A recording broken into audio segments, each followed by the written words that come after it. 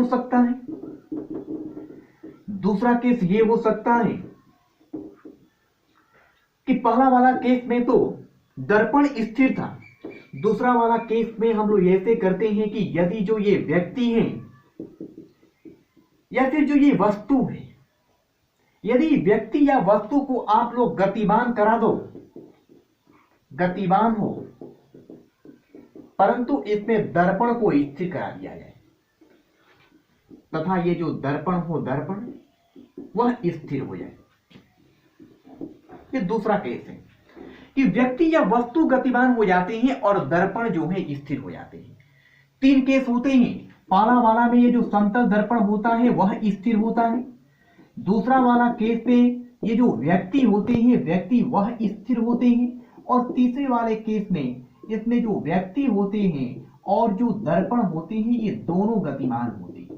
पहले वाले में दर्पण स्थिर होगा, दूसरा वाला में पहला वाला में दर्पण स्थिर होगा, दूसरा वाला में व्यक्ति गतिमान होगा, और दूसरा वाला में दर्पण गतिमान होगा, और तीसरा वाला में व्यक्ति तथा दर्पण दोनों ही गतिमान होंगे।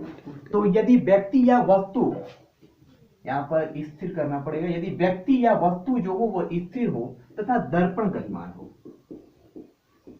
यदि व्यक्ति या वस्तु स्थिर हो तथा दर्पण गतिमान हो।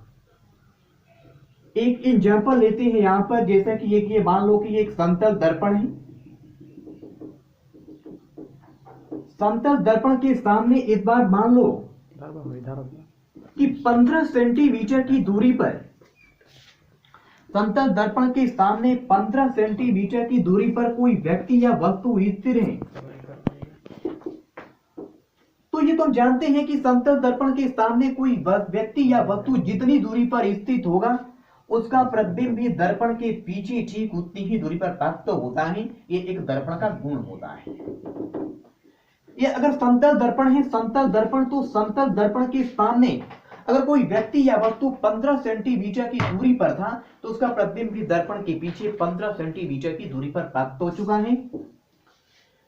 तो इसी पर आज हम लोग डिस्कस अब ये करेंगे कि क्या कोई दूसरा केस में भी अगर हम व्यक्ति को गतिमान करा दे या व्यक्ति को स्थिर रखें, दर्पण को गतिमान करा दे, तो उसके बाद भी क्या ये प्रक्रिया सही होंगी या गलत होंगी। जैसे मान लो कि ये व्यक्ति तो स्थिर है, ये मान लेते हैं कि ये पहला कंडीशन है। आपने दर्पण को उठाया और दर्पण को उठा करके मान लो कि इस व्यक्ति की ओर आपने इन दर्पण को गतिमान करा दिया। ये जो दर्पण पहले स्थिर था, उन दर्पण को उठाकर आपने व्यक्ति की ओर, मान लो कि आपने व्यक्ति की ओर 7 सेंटीमीटर की दूरी पर विस्थापित करा दिया। ये जो दर्पण है, दर्पण को उठा करके हमने 7 सेंटीमीटर इधर की ओर कर दिए। तो यदि व्यक्ति या वस्तु स्थिर होते हैं तथा दर्पण गतिमान होते हैं तो इसका प्रतिबिंब भी अब स्थिर नहीं रहता है। उसमें क्या होता था? उसमें होता था कि समतल दर्पण स्थिर था और व्यक्ति या वस्तु गतिमान था। तो व्यक्ति या वस्तु गतिमान था तो व्यक्ति या वस्तु को दर्पण की ओर अगर आपने x दूरी विस्थापित किया तो प्रतिबिंब भी x दूरी विस्थापित हो जाता है। लेकिन अगर व्यक्ति या वस्तु गतिमान है और ये दर्पण को अगर आपने 1 सेंटीमीटर, दर्पण को 1 सेंटीमीटर अगर विस्थापित कर देंगे तो ये उसका दोगुना दूरी पर विस्थापित हो जाता है। ये इसका दोगुना दूरी पर विस्थापित हो जाए। 7 सेंटीमीटर अगर ये इधर आया है तो ये 7 दूनी 14 सेंटीमीटर ऑटोमेटिक जो होगा इसका प्रतिबिंब दर्पण की ओर विस्थापित हो जाएगा। इसमें कुछ करना नहीं है। अगर व्यक्ति स्थिर है और दर्पण गतिमान होगा तो जितना दूरी पर दर्पण को गतिमान करेंगे उसका दोगुना दूरी ऑटोमेटिक प्रतिबिंब अपने आप खिसक जाएगा। अब देखते हैं दूसरे वाले दर्पण से। पहले वाले दर्पण से तो ये क्रिया हम देख चुके हैं कि 15 सेंटीमीटर की दूरी पर अगर वस्तु या व्यक्ति स्थिर है तो प्रतिबिंब भी 15 सेंटीमीटर की दूरी पर बन रहा है। क्या ये क्रिया इससे भी सही है? तो ये 7 सेंटीमीटर आपने जब विस्थापित किया तो 15 माइनस 7 यानी अब ये दूरियां बच गई, कुल मिलाकर के 8 सेंटीमीटर। टोटल ये दूरियां 15 सेंटीमीटर था, ये 7 सेंटीमीटर हुआ तो 15 में से 7 घटा दिए हैं तो ये 8 सेंटीमीटर हो चुका है। अब अगर यहां से हम लोग ये देखें, बताया गया कि दुगुना दूरी विस्थापित हो जाते, तो अगर ये पूरा दूरी 15 था और 15 में से ये 14 तो निकल गया, इसका मतलब यहां से यहां तक की दूरियां जो थी वो मात्र 1 सेंटीमीटर थी, तभी तो 14 और ये एक कितना होगा, 15 सेंटीमीटर होगा। तो दूसरे वाले दर्पण से भी अगर देखो कि दूसरे वाले दर्पण से व्यक्ति या वस्तु कितनी दूरी पर है, तो दूसरे वाले दर्पण से ये व्यक्ति या वस्तु 8 सेंटीमीटर की दूरी पर है, और दूसरे वाले दर्पण से प्रतिबिंब की दूरी भी 7 + 1 यानी 8 सेंटीमीटर ही है।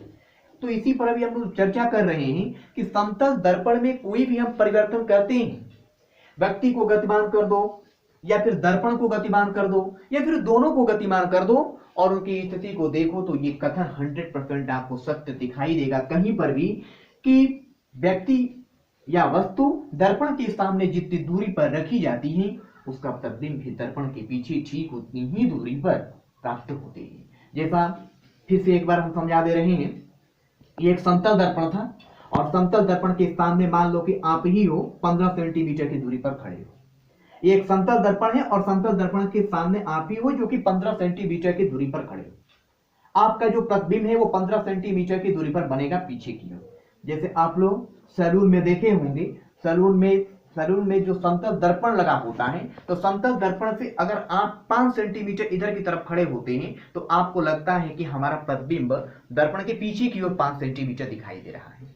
अगर आप सैलून में खड़े हैं और 8 सेंटीमीटर पर खड़े हैं, 8 से शीशे से यानी समतल दर्पण से 8 सेंटीमीटर की दूरी पर खड़े हैं, तो आपको लगेगा कि हमारा प्रतिबिंब 8 सेंटीमीटर दर्पण के पीछे बन रहा है। अगर आपने समतल दर्पण की ओर 2 सेंटीमीटर खसक गए तो प्रतिबिंब भी 2 सेंटीमीटर इधर खसक करके आ जाता है। आप घसकेंगे जब दर्पण की ओर 2 सेंटीमीटर तो ऑटोमेटिक जो उसका प्रतिबिंब होता है 2 सेंटीमीटर इधर की खसक जाता है। अगर आप समतल दर्पण से 8 की दूरी पर खड़े हो और 2 दूर पर चले जाओगे तो आपको भी लगेगा कि हमारा प्रतिबिंब भी थोड़ा और दूरी पर चला गया है। तो अगर दूरी पर जाएंगे तो प्रतिबिंब ऑटोमेटिक दूरी पर चला जाएगा और दर्पण के जैसे जैसे नजदीक जाएंगे प्रतिबिंब भी नीचे खसक करके आने लगता है। तो ये समतल दर्पण का प्रगुण होता है। तो मान लो कि ये एक समतल दर्पण है और समतल दर्पण के सामने आप 15 सेंटीमीटर की दूरी पर खड़े हो, आपका प्रतिबिंब भी दर्पण के पीछे 15 की दूरी पर बन रहा था। आपने क्या किया, आपने ये किया कि इसमें जो ये व्यक्ति था या जो वस्तु था उसको आपने स्थिर रखा और दर्पण को गतिमान करा दिया। हमने दर्पण को उठाया और दर्पण को उठा दी करके व्यक्ति या वस्तु की ओर 7 सेंटीमीटर विस्थापित कर दिया। ये जो दर्पण दिया गया था, इस दर्पण को उड़ा करके हमने व्यक्ति या वस्तु की ओर 7 सेंटीमीटर विस्थापित कर दिया। तो इसका प्रतिबिंब भी, इसका प्रगुण होता है, इसका प्रतिबिंब भी अगर मान लो कि इसको जब खिसकाएंगे, जिस सैलून में दर्पण स्थिर होता है और व्यक्ति या वस्तु गतिमान होता है, इसको जब खिसकाएंगे तो उतना ही विस्थापित होगा। 5 सेंटीमीटर इधर खिसकाते तो 5 सेंटीमीटर इधर आ जाता, 5 सेंटीमीटर दूर जाते प्रतिबिंब भी 5 सेंटीमीटर दूर चला जाता। लेकिन आप तो स्थिर हो, दर्पण को उठा करके आपने 7 सेंटीमीटर व्यक्ति की ओर विस्थापित कर दिया। इसका प्रगुण होता है कि उसका प्रतिबिंब जो होता है दोगुना दूरी यानी 2x सेंटीमीटर विस्थापित हो जाता है। तो आपने जब 7 सेंटीमीटर इधर विस्थापित किया तो प्रतिबिंब स्थिर नहीं रहेगा, प्रतिबिंब ऑटोमेटिक 7 दूनी 14 सेंटीमीटर इधर विस्थापित हो गया। तो आइए देखते हैं कि क्या दूसरे वाले दर्पण से भी वो कथन सही है कि दर्पण के सामने कोई वस्तु जितनी दूरी पर रखी जाती है उसका प्रतिबिंब दर्पण के पीछे ठीक उतनी ही दूरी पर बनता है। देखते हैं। तो ये देखो, अब ये जो 15 था ये 7 तो खसक गया है तो ये 8 सेंटीमीटर हो चुका है। तो ये पूरा 15 था तो ये तो 14 हो गया, तो ये 1 बचा। तो इसका मतलब ये हुआ कि पहले वाले से 15 की दूरी पर पहले व्यक्ति या वस्तु स्थिर था और प्रतिबिंब की दूरी भी 15 था, और दूसरे वाले दर्पण से भी व्यक्ति या वस्तु जो है वो 8 सेंटीमीटर की दूरी पर स्थिर था और प्रतिबिंब भी 7 + 1 यानी 8 की दूरी पर ही बन रहा था। यानी कथन 100% ये सही है कि समतल दर्पण के सामने कोई वस्तु या कोई व्यक्ति जितनी दूरी पर स्थित होता है उसका प्रतिबिंब भी दर्पण के पीछे ठीक उतनी ही दूरी पर बनता है। एक और चर्चा इस पर भी करते हैं तीसरे केस को लेकर की। तीसरे केस को लेकर की